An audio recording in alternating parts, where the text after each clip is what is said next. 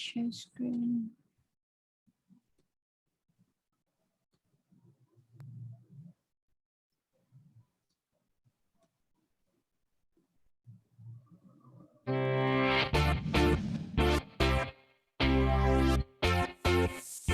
For the last 3 decades, Knowledge Center at Bursa has offered technology, resources, services, space, and a sense of community. Since 1985, 14,000 titles have been collected, with care and attention to high financial literacy standards. In collaboration with a global community of institutions, we ensure access to the world's diverse intellectual and cultural economic heritage, as well as fast online services for connectivity to the financial world.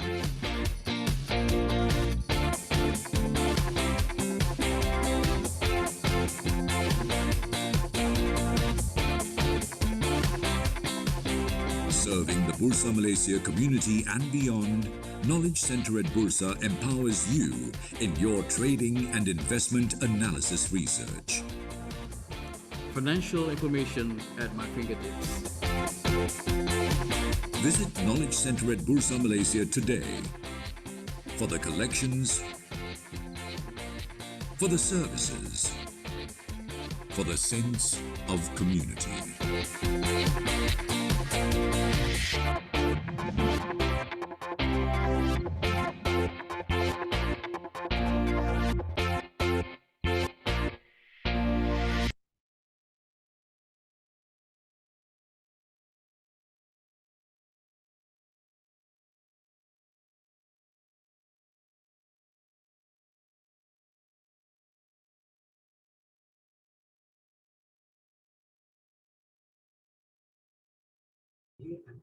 Okay, hai semua. Hai Encik Shazni. Selamat malam dan selamat datang ke webinar kita pada hari ini. Saya Syaz merupakan moderator anda pada malam ini dan akan bersama anda sepanjang webinar ini dijalankan. So, sebelum kita bermula, saya akan bertanya apa khabar Encik Shazni? Khabar baik. Okey. Tajuk webinar kita pada hari ini merupakan Syariah Compliant ETF, iaitu senjata rahsia dalam perangkaan portfolio anda.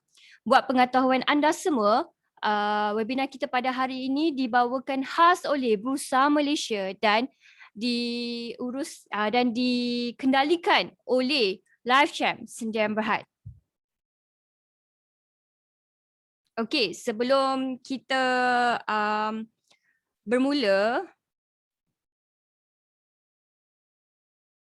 saya akan baca disclaimer dulu ya.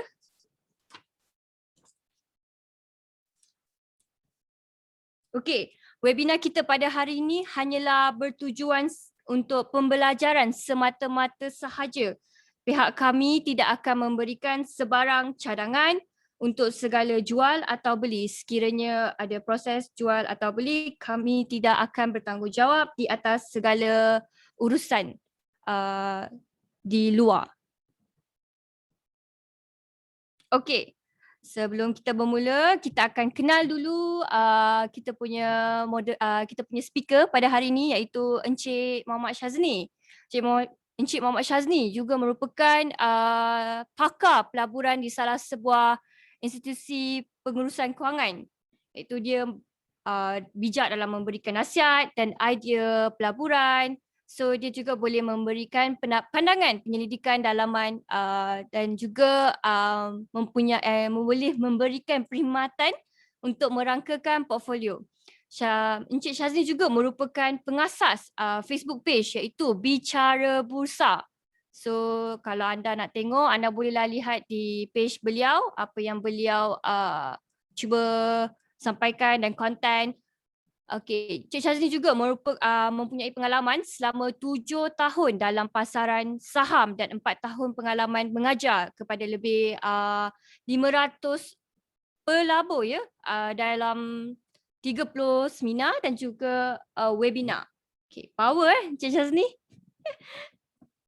Okey, saya belum cakap lagi terima kasih kepada kita punya audience yang sudi meluangkan masa untuk menghadiri webinar kita pada malam ini.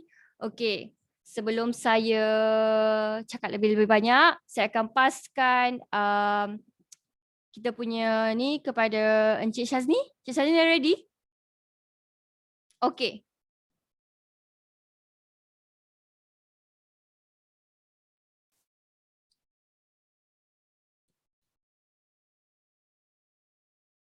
Encik Syazni, unmute. Okey. Unmute. Okey. Saya tengah nak cuba nak share screen tadi.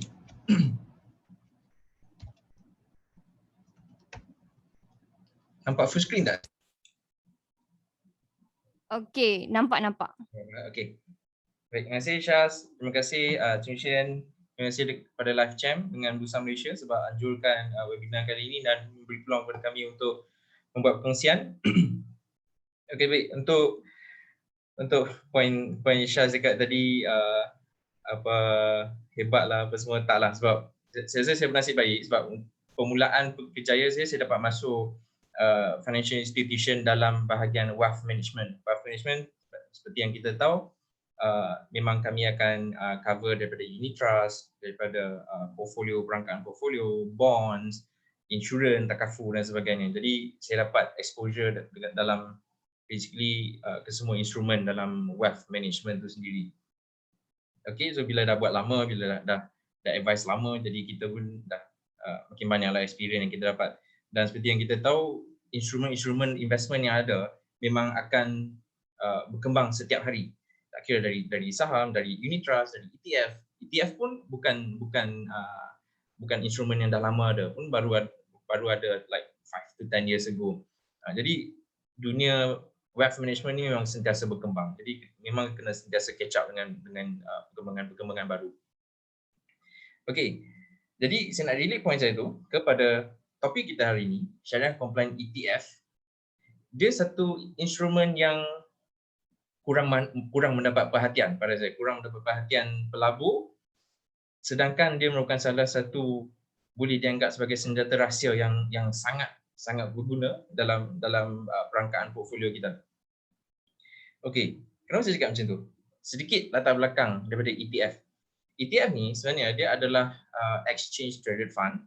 Seperti yang kita tahu, dia track the index. Kalau dalam term bahasa English, ramai orang suka guna term the index harga. Harga ni dia peluk index ni. Jadi dia sangat ikut pergerakan indeks, dia sangat ikut perubahan harga indeks naik turun with volatility. Memang indeks exchange traded fund ni, ETF ni, dia akan track dia. So dia berlainan dengan unit amanah, berlainan dengan unit trust. Sebab unit trust ni kita tahu, yes, walaupun dia letak benchmark ataupun penanda aras dengan salah satu indeks, tapi the main objective untuk unit amanah adalah untuk outperform the index. Okay, dia nak perform lebih baik daripada index, daripada benchmark. Tapi ETF ni tak. ETF ni memang dia solely untuk track index tu saja. So salah satu feature yang lain pula adalah ETF ni dia ada sikit penggunaan gabungan saham, sebab dia adalah satu portfolio atau basket yang invest dalam underlying asset dia adalah saham. Jadi dia adalah gabungan, adalah hybrid antara unit amanah dengan saham, dan disebabkan dia tidak ada fund manager macam unit trust. Dia tak ada active management macam unit trust. Dia perlu ada team pelaburan, team investment macam fund manager, analis untuk buat keputusan, untuk kaji market. ETF ni tak. ETF ni memang dia tak perlu buat sebarang analisis, dia tak perlu buat sebarang research, sebab dia cuma track je index tu. Jadi seperti yang kita tengok kat sini, okey, charge unit amanah lebih tinggi sebab dia memerlukan investment team yang besar yang untuk buat kerja research, untuk buat study the market, untuk buat keputusan. Jadi pada saya is fair untuk guna charge charge satu fee yang lebih tinggi. Compared to ETF, dia tak mempunyai charge yang tinggi sebab dia boleh save cost semua tu tadi tu. Okay, ETF dia boleh didagang dalam intraday, maksudnya kita boleh beli ataupun jual dalam satu hari yang sama. Settlement dia sama juga macam saham, dia ada T+2 settlement, maksudnya T tu transaction date, 2 business day daripada transaction date baru akan terjadi settlement. Dia punya jual beli dilakukan melalui account brokerage, maknanya account yang sama yang kita guna untuk jual beli saham, account brokerage. Dan dari segi sini pula yang bersamaan dengan saham adalah dia mempunyai portfolio dalam saham, dalam bond, dalam komoditi, terpulang kepada jenis ETF itu sendiri, dan dia ada charge pengurusan yang sedikit disebabkan macam saya cakap tadi, kurang effort dari segi fund management berbanding dengan unit amanah, dan dia ada market maker yang mencipta dan menebus unit untuk kita jual dan kita beli. Saya akan terangkan lebih detail nanti. Okey, kat sini saya lampirkan dengan lebih jelas perbandingan antara ETF dan unit trust dan unit amanah. ETF ni dia urusan jual beli dia menggunakan akaun saham, akaun CDS kita tu. Okey, harga dia track harga semasa sebab yang kita tahu ETF underlying assets dia adalah, contoh kalau ETF yang invest dalam saham, underlying asset dia adalah saham-saham syarikat. Jadi perubahan contoh indeks tu akan diikuti dengan perubahan harga. So market maker nanti yang saya akan terangkan nanti, dia akan menetapkan harga ETF, NAV ETF tu berdasarkan pergerakan harga indeks di bawah ETF tu sendiri. Okey. Lepas tu ETF pula dia memerlukan bayaran brokerage, clearing fee, stamp duty sama macam kita beli saham. Tapi stamp duty seingat saya dikecualikan sampai 31 Disember 2025. Management fee yang lebih rendah, lazimnya biasanya macam saya cakap kurang daripada 1% setahun. Biasanya 0.1, 0.2% untuk ETF. Dan dividen sama juga dibayar secara tunai, sama macam saham yang kita tahu. Okey, untuk banding dengan unit trust, unit amanah, urusan jual beli perlu melalui agent, direct agent dengan fund house. Contoh mana-mana fund house di Malaysia lah, Principal ke, Eastspring, Kenanga, macam-macam lagi, ataupun distributor atas talian, online distributor macam fsm1.com, Philip Capital, mana lagi? Mana lagi yang banks, okay, online banking pun boleh beli. So itu adalah distributor, pengedar atas talian. Jadi harga semasa tidak didedahkan pada masa jualan sebab unit trust dia menggunakan konsep forward pricing. Jadi harga untuk trading day hari ini kita takkan tahu. Contoh macam pagi tadi, market buka, kita takkan nampak harga hari ini, harga semasa, harga terkini untuk unit trust tu. Sebab fund manager, pengurus dana, dia perlu tunggu market hari ini untuk tutup kelima tadi, okay, baru dia boleh buat computation all the costs, harga market semua saham-saham berapa ringgit hari ini, naik turun berapa, tolak semua cost yang diperlukan untuk run the fund, baru dia boleh derive satu harga yang final, final untuk hari itu. Dan harga tu pula dia kena tunggu keesokan hari bekerja ataupun 2 hari bekerja untuk publish. Jadi investor, pelabur, pembeli unit amanah memang takkan tahu harga terkini. Tak macam ETF. Manakala unit amanah pula, unit trust pula, dia dikenakan sales charge yang dikenakan antara 1.5% kalau anda menggunakan online platform, online distributor, ke 5.5% kalau anda menggunakan agent. Okay, management fee yang lebih tinggi seperti yang terangkan tadi, kita tak boleh bandingkan like apple to apple, ETF management fee rendah, kenapa unit amanah management fee tinggi? Sebab unit trust memerlukan effort, memerlukan kepakaran fund manager dan the investment team untuk do all the research work. Okay, jadi mereka perlu dikompensate lah, diberi compensation untuk usaha tu. Okey, pengagihan pendapatan ataupun dalam bahasa term yang kita selalu dengar, income distribution ataupun unit split, kebiasaannya akan dilaburkan semula dalam pegangan dana kita. Kita takkan dapat keluarkan secara tunai. Okey, sebab lebihan unit yang kita entitled, yang kita dapat akan ditambah dalam holding kita tu. Okay, akan menjadikan holding kita, unit yang kita pegang makin banyak. Okay, itu perbezaan antara ETF dan unit trust. Okay, fungsi dan matlamat instrumen ETF ni pula, dia direka untuk menjejak, macam saya cakap tadi, indeks harga untuk menjejak prestasi atau pergerakan sesebuah indeks atau the underlying assets. Tak kira lah kalau underlying assets dia katakan indeks KLCI ataupun indeks KLCI emas ataupun S&P 500 sekalipun di US. Itu instrumen ETF ni akan track the index very closely.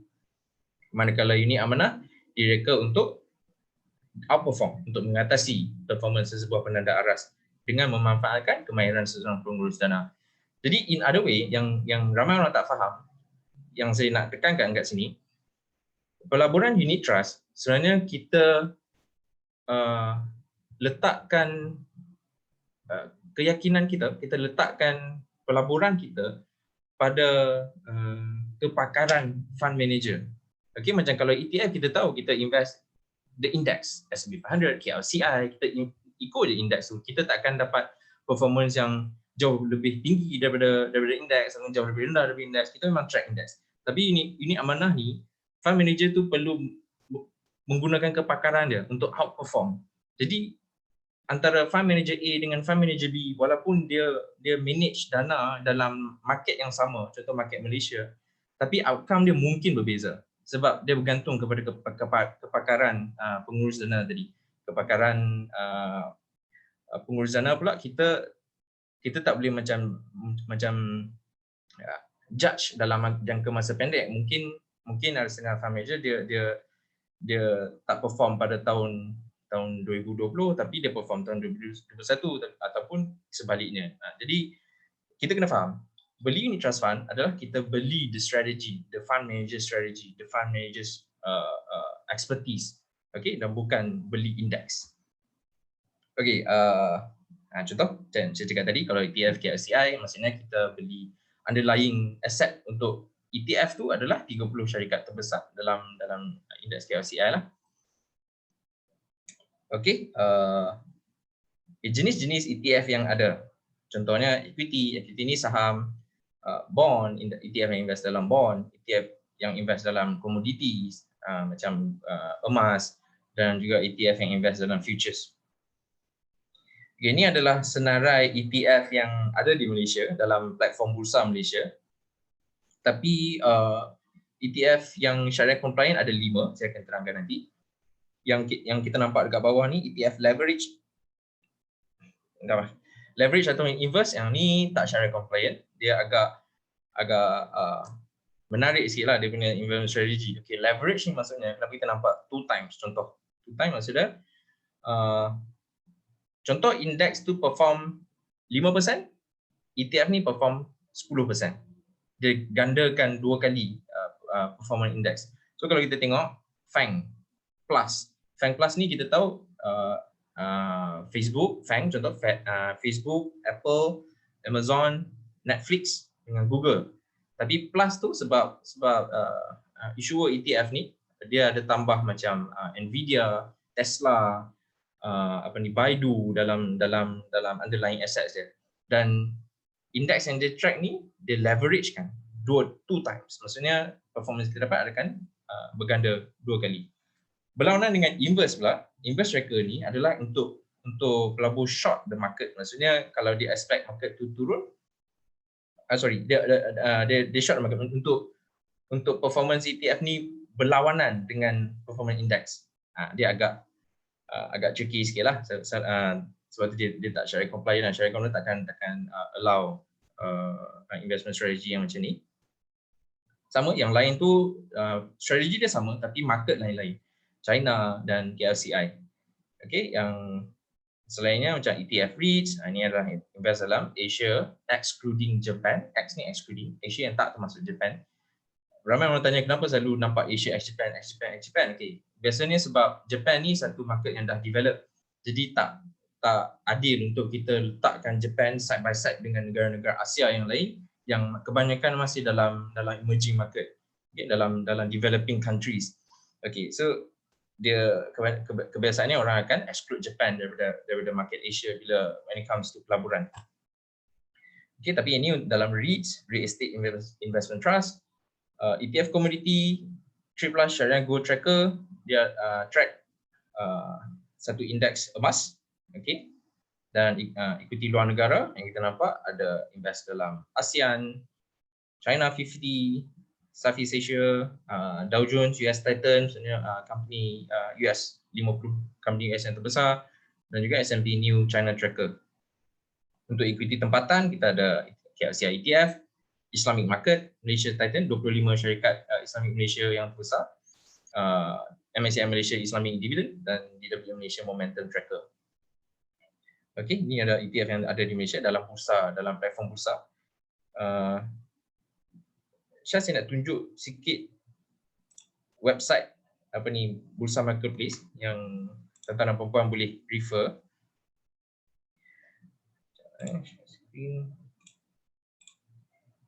Okey, ni website Bursa Marketplace. Tuan-tuan dan puan-puan boleh terus ke share market sini dan pilih ETF, dan kesemua listing ETF yang ada dalam platform Bursa Malaysia akan keluar kat sini lah, akan keluar dalam table ni. Dan kalau contoh kita nak tengok syariah compliant punya ETF, kita just klik dekat sini, on kan syariah compliant punya mode. Okay, so website Bursa Marketplace akan terus shortlist ETF yang syariah compliant. So seperti yang cakap tadi, kita ada Dow Jones Islamic Market Malaysia Titan 25, 25 syarikat Malaysia yang syariah compliant, ataupun 50 syarikat US yang terbesar, Malaysia Islamic Dividend, Southeast Asia Islamic Dividend dengan Sharia Gold Tracker. Okay, ini cara kita nak tengok lah. Okay, saya balik ke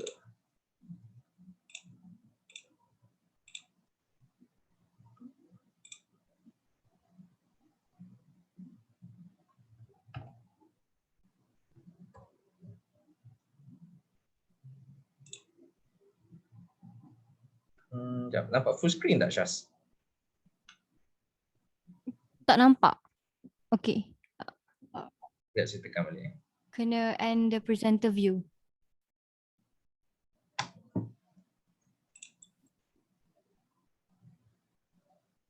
Okay. Oh, tekan jap. Alright, nampak dah. Okay. Alright, seterusnya, okay, apakah kelebihan pelaburan ETF ni? Okay, macam saya dah ulangkan tadi, kos untuk mengurus satu ETF ni jauh lebih rendah daripada unit amanah disebabkan tanpanya keperluan untuk ada fund management, ada fund manager punya team, investment punya team untuk mengurus dana. Sama juga charge brokerage pun jauh lebih rendah berbanding charge unit amanah, dan kos transaksi yang rendah kerana menggunakan strategi pelaburan yang pasif. Dia tak perlu pelaburan yang aktif, dia hanya track the index. Jadi berdasarkan saya quote perkataan issuer ETF daripada Affin Hwang, Miss Chong, dia kata sebenarnya ETF ni hanya memerlukan seorang tenaga kerja untuk run, instead of macam unit amanah, unit trust memerlukan satu tim yang besar. Sebesar mana tu, itu bergantung kepada banyak mana resources yang fund house atau fund manager tu perlukan untuk buat kerja-kerja analisis, kerja-kerja study the market and so on. Jadi semakin besar market yang fund tu nak cover, semakin banyaklah resources, tenaga kerja, kepakaran yang diperlukan. Tapi kalau ETF, sebab dia cuma pilih indeks apa yang dia nak invest, dia cuma track, so biasanya hanya memerlukan seorang je lah, fund manager untuk run all the operations. Okey. Kedua, dari segi pendedahan, dari segi exposure pula. Pelabur boleh mendapat akses kepada aset kelas seperti emas, seperti bond, fixed income ataupun currencies ataupun saham luar negara dengan menggunakan ETF.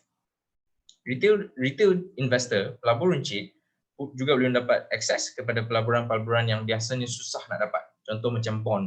Bond kita tahu kalau nak beli pada primary market memerlukan kadang hampir 500,000 minimum investment ataupun 1 juta ataupun 250,000.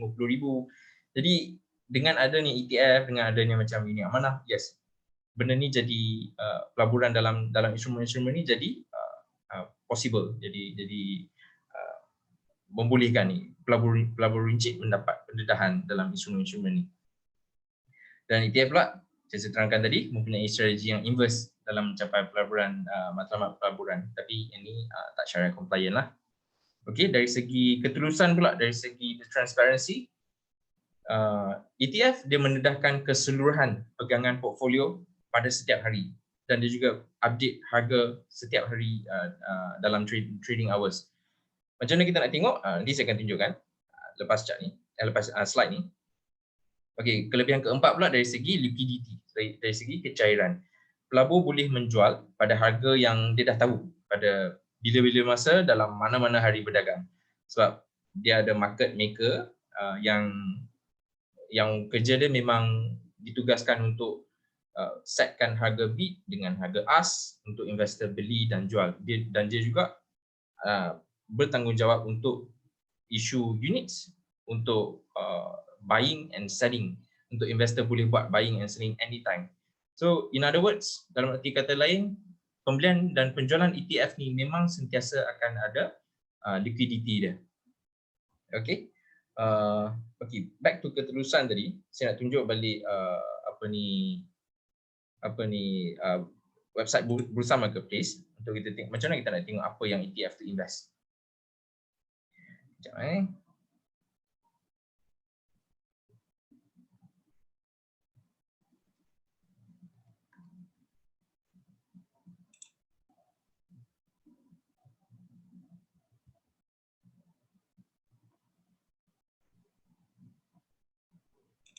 Oh, lagging pula. Sekejap, sorry .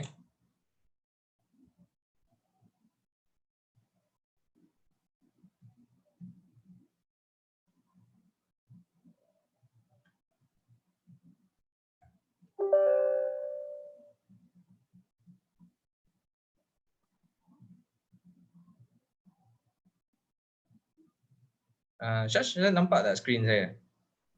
Tak nampak skrin.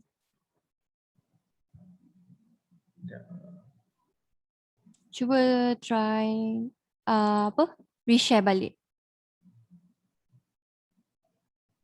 Stop share and then share balik. Sekarang Syash nampak apa? Nampak Encik Syazni je. Okay.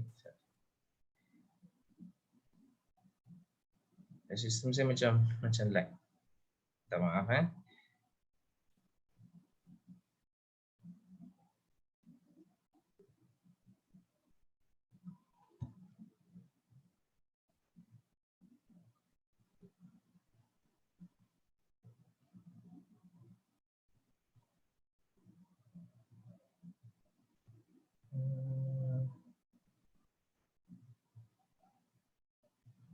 Sebenarnya Zoom macam ada sikit lag.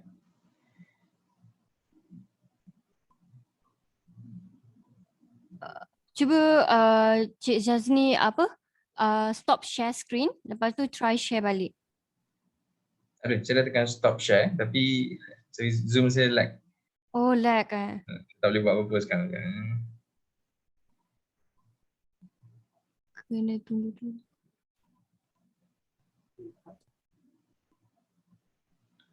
Saya try. Saya tolong sharekan lah. Boleh tak? Boleh. Okay.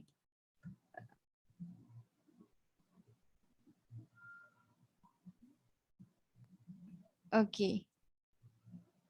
Sampai mana? Sini kan? Yang dekat kelebihan. Kelebihan. Okey, ni. Kelebihan pelaburan ETF. Okay. Okey, continue. Alright, so yang kalau berkesempatan saya tunjuk baliklah website Bursa Marketplace macam mana kita nak tengok apa yang ETF tu invest. Okay, tak apa, kita teruskan dulu. Slide ni memahami risiko dalam pelaburan ETF. Okay, seperti yang kita tahu, invest dalam apa-apa sekalipun, instrumen apa-apa sekalipun, mesti ada risiko dia tersendiri. Jadi begitu juga dengan ETF, tak dapat lari daripada risiko. Satu adalah berkemungkinan unit yang ETF tu didagangkan tidak kena pada NAV. Maksudnya contoh dalam satu situasi yang di mana market maker tu tak dapat memberi kecairan ataupun liquidity pada satu masa tu. Jadi terdapat kebarangkalian mereka ni tidak dapat menjalankan market making activity dia. Jadi harga yang diabungkan, harga yang ETF tu tunjuk pada masa tu adalah solely bergantung kepada supply and demand, harga permintaan dan penawaran. Jadi wujud risiko harga akan tersasar jauh lah daripada fair value NAV tu.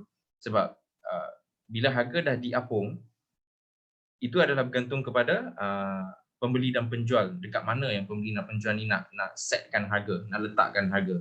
Jadi bila ada orang set untuk jual pada harga yang tinggi dan ada satu pelabur beli, jadi di situ dah lari jauh dah daripada fair value yang sepatutnya ETF tu reflect lah. Jadi itu ada risiko yang terdapat dalam ETF, tapi pada pemerhatian saya perkara ni jarang-jaranglah berlaku walaupun ada kemungkinan dia. Okey, risiko kedua adalah bawah penciptaan dan penebusan unit yang tergantung. Okey, penciptaan dan penebusan unit ni, the issuance or the redemption of units boleh digantung apabila pengeluar, the issuer, tidak dapat membeli atau menjual aset dalam portfolio ni. Sebab boleh dikatakan macam dalam situasi ada perubahan saham dalam indeks yang ETF tu labur. Jadi contoh ETF tu tak cukup liquidity untuk membeli saham yang baru. Okay, jadi situ wujud satu gangguan. Jadi penciptaan dan penebusan unit dalam ETF ni terpaksa digantung sampai isu tadi boleh diselesaikan. Jadi wujud risiko yang macam ni juga. Ataupun salah satu lagi faktor yang berlainan, contoh market cap ataupun market capitalization saham jauh lebih besar daripada dana yang ETF tu ada. Contoh ETF tu ada 10 million, tapi tapi market capitalization saham yang berada di underlying assets index tadi tu 100 million. Jadi contoh terbalik, harga market capitalization saham ada 10 million, tapi ETF ada 100 million. Dana yang ETF tu ada jauh lebih besar daripada market cap company. Macam mana dia nak beli? Dia tak dapat beli. Jadi wujud risiko-risiko macam tu. Okey, risiko tiga, sama jugalah macam mana-mana instrumen, ada risiko pasaran, the market risk. Pelabur mungkin mengalami kerugian disebabkan faktor-faktor yang mempengaruhi prestasi pasaran kewangan.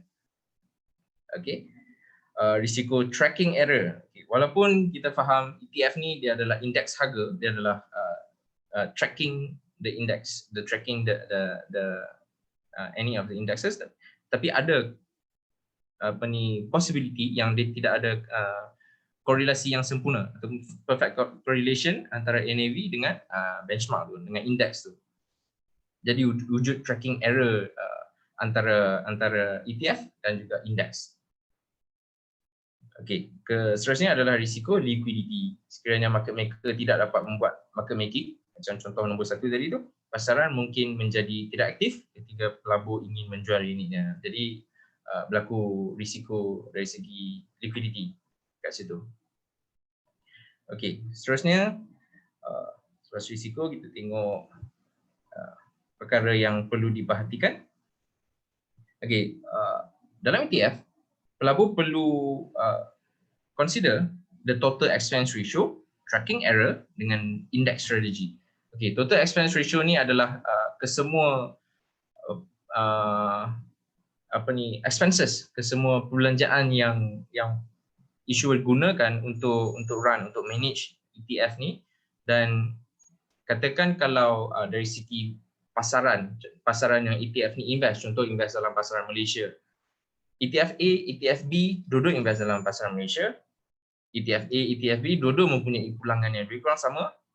Jadi benda yang kita boleh bandingkan adalah dia punya expenses, dia punya charge, berapa banyak kedua-dua ETF ni guna untuk run the ETF.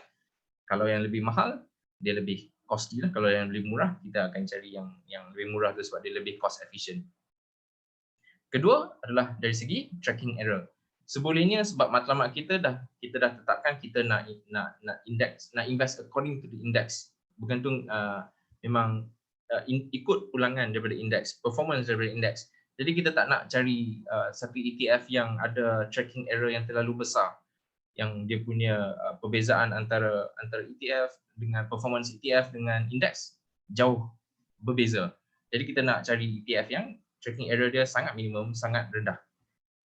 Yang ketiga adalah index strategy lah, macam saya cakap tadi, ETF ada banyak strategi, leverage, inverse ataupun dalam saham, dalam bond. Jadi kita perlu pilih strategi yang sesuai dengan kita.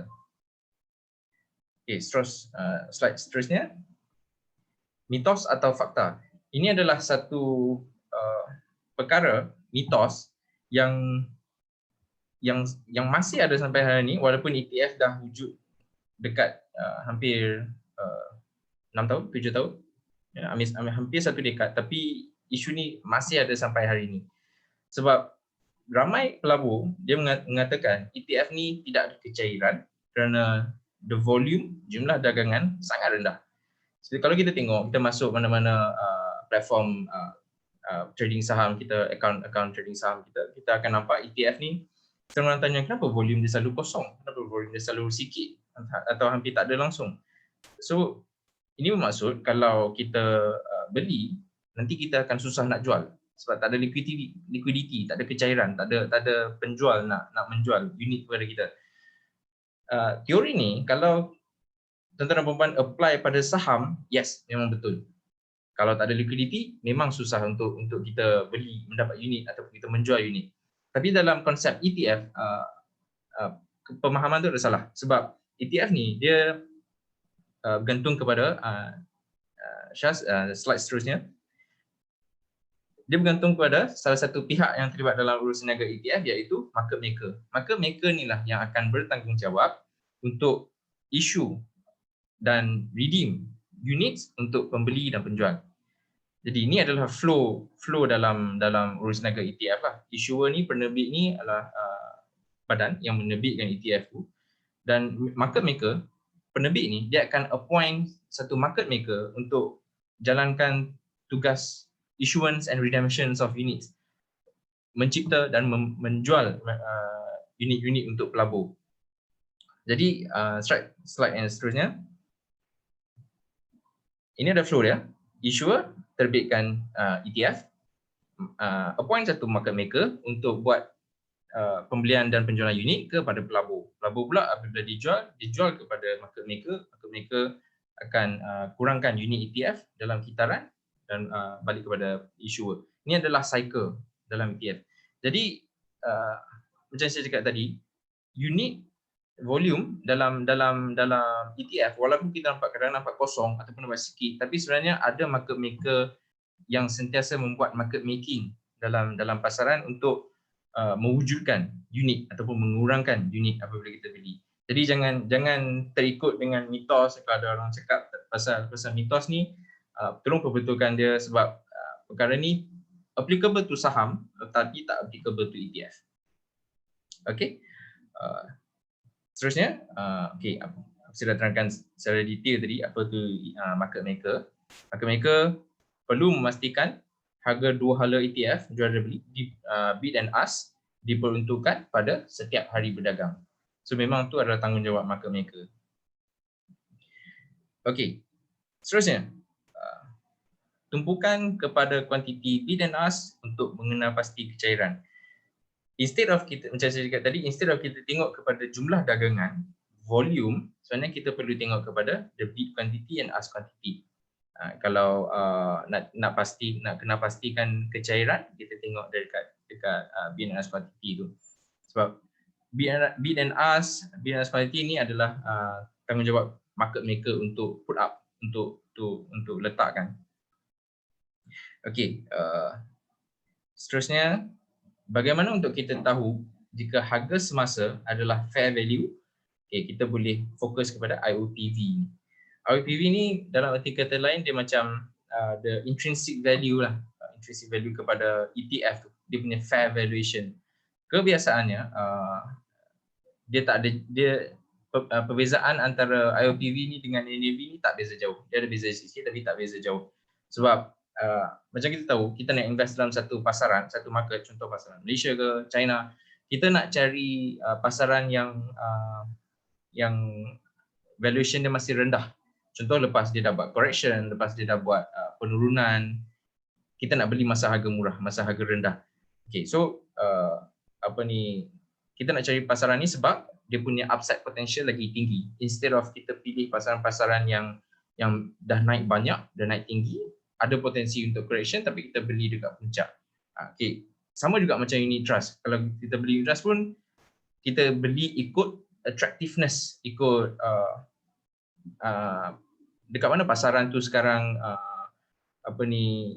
sama ada dia masih tinggi ataupun dia dah buat correction, dia dah rendah, so sangat atraktif untuk beli pada level tu. Okay, so sama juga dengan ETF, kita nak pilih pasaran yang low in valuation. Okay, seterusnya, individu mana yang sesuai untuk melabur dalam ETF? Okay, pada saya biasanya saya akan recommend kepada pelabur baru, sebab pelabur baru kita tahu dia kurang ilmu-ilmu investment, jadi agak bahaya kalau tanpa ilmu, tanpa guidance, dia terus masuk pasaran saham untuk invest. Dia berkemungkinan akan membuat keputusan pelaburan yang salah lah. Okay? Jadi pada pelabur baru, dia invest guna ETF adalah lebih ideal sebab dia track index. Dia beli ETF yang ada a basket of stocks, a portfolio of stocks. Jadi dia tak ada isu under diversification, dia tak ada diversification dalam portfolio dia membeli dengan membuta tudi, hanya memilih saham-saham yang dia rasa dia dengar daripada kawan-kawan dia boleh beli. So tak ada istilah tu kalau dia invest dalam ETF. Kedua adalah kepada individu yang kekurangan masa untuk buat research on the market, on the company. Okay, jadi untuk orang yang busy, kerja pukul 8 pagi, balik pukul 6 petang, 7 malam, balik rumah pula ada keluarga untuk jaga. Jadi memang tak ada masa nak invest secara full time, secara untuk mengkaji secara mendalam. Jadi sesuai untuk dia menggunakan instrumen ETF ni lah. Ketahanan emosi yang rendah. Biasanya bila kita cakap tentang emosi, kita berkait rapat dengan return, dengan performance, dengan volatility itu sendiri.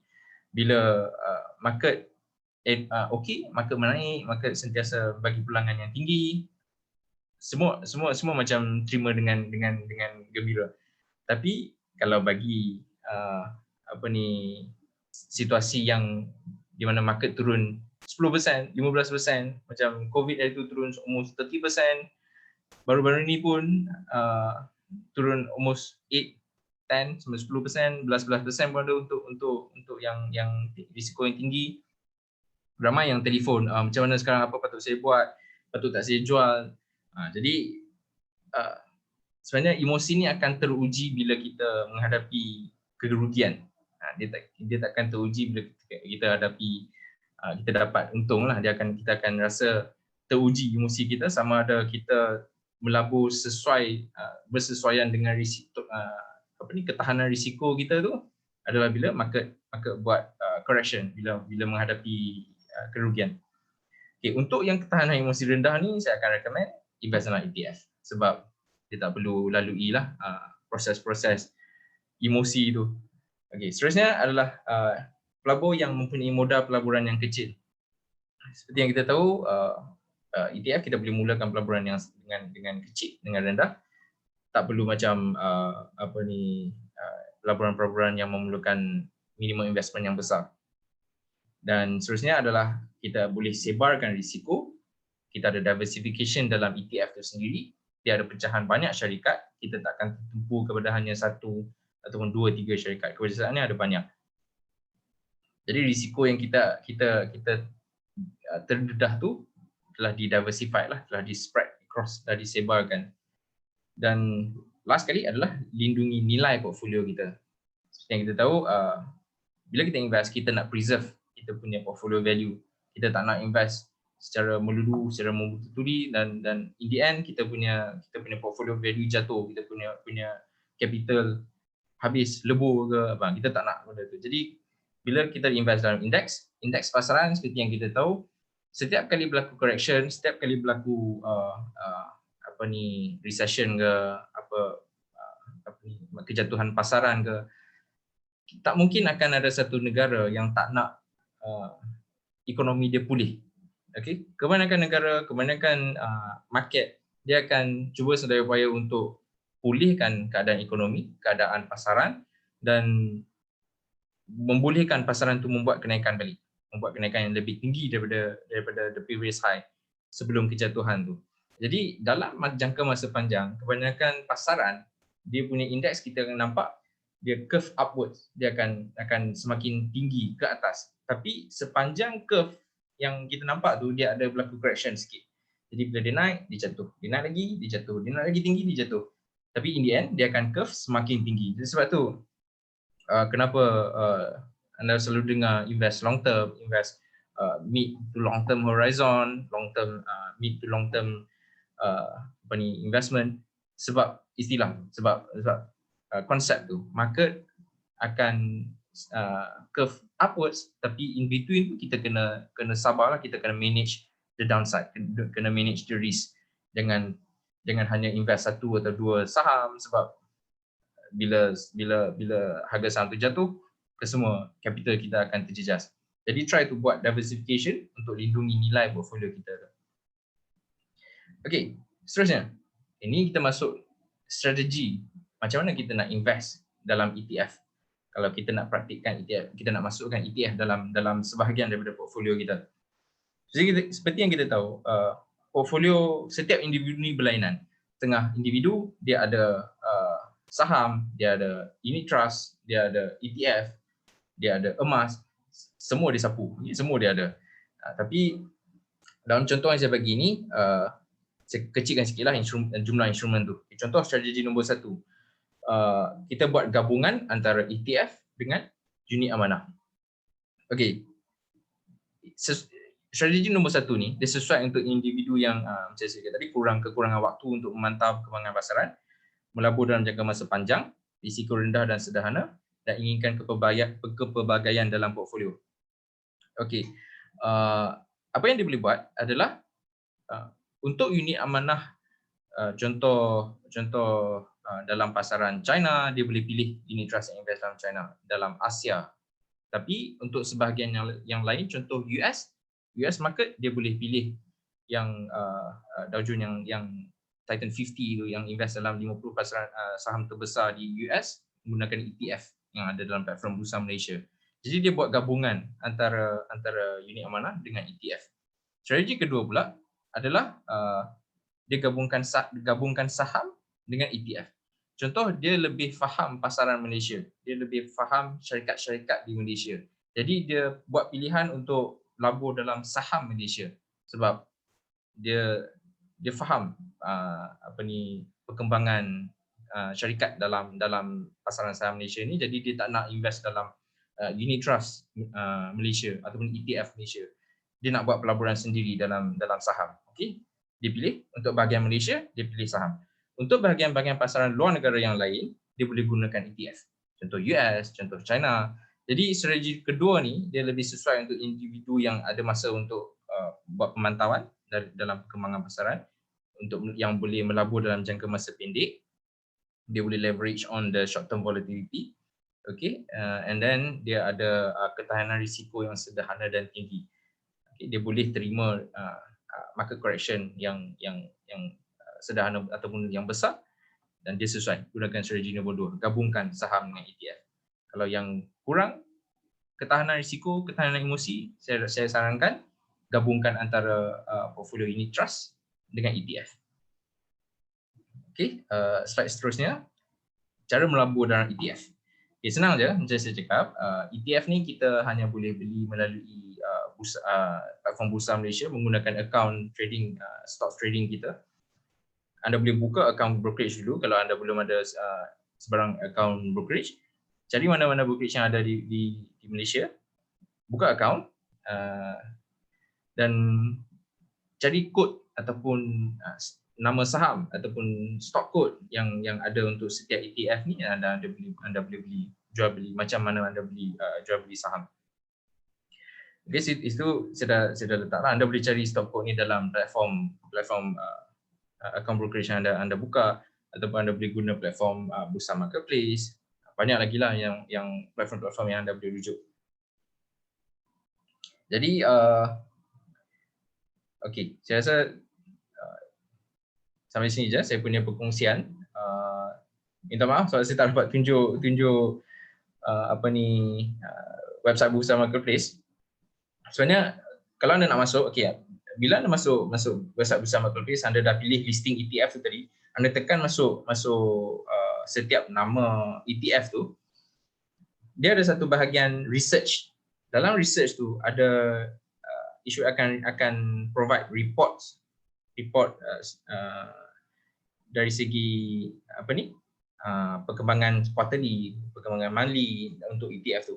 Jadi ada satu button download, anda boleh tekan download tu untuk download report tu, tengok prestasi ETF tu yang terkini. Okey, anda boleh tengok dalam report tu lah, yang ada dalam report tu lah. So kebiasaannya dalam report tu dia akan listkan ke semua pelaburan yang dia ada. Daripada contoh kalau yang invest dalam KLCI Islamic 25 company, 25 company dalam indeks Malaysia KLCI tu, dia akan list daripada 1 sampai 25. Feature ni susah kita nak dapat dalam unit amanah, dalam unit trust, sebab unit trust dia takkan tunjuk holdings yang dia ada pada satu masa yang paling latest lah. Dia akan tunjuk, unit trust ni akan tunjuk, tapi dalam dia punya quarterly report, dalam dia punya semi annual report ataupun annual report. Tapi saham-saham yang kita nampak ataupun aset-aset yang kita nampak dalam annual report, quarterly report ni bukan yang paling latest. Dia ada mungkin sepanjang hari dia issue quarterly report tu ataupun semi annual report tu, sampai hari ni mungkin dah berlaku perubahan pegangan saham. Mungkin dia dah jual, mungkin dia dah beli. Jadi susah untuk kita track ke semua pegangan yang fund manager ada dalam satu unit trust pada satu masa. Tapi kalau ETF, dia ada keterusan dari segi itulah, dia akan tunjuk ke semua pegangan atau holdings yang dia ada, dan juga dia akan track harga semasa untuk indeks tersebut. Okey, saya rasa sampai sini saja saya punya perkongsian. Syaz, balik kepada anda. Okey, terima kasih Encik Syazni di atas perkongsian yang diberikan. Banyak ya strategi-strategi ETF yang Encik Syazni dah kongsikan, seperti macam mana nak gabungkan ETF dengan unit amanah, macam mana nak gabungkan ETF dengan pelaburan saham luar negara. Itu benda baru ya kita belajar. Terima kasih Encik Syazni. Okey, sekarang kita akan sekejap ya.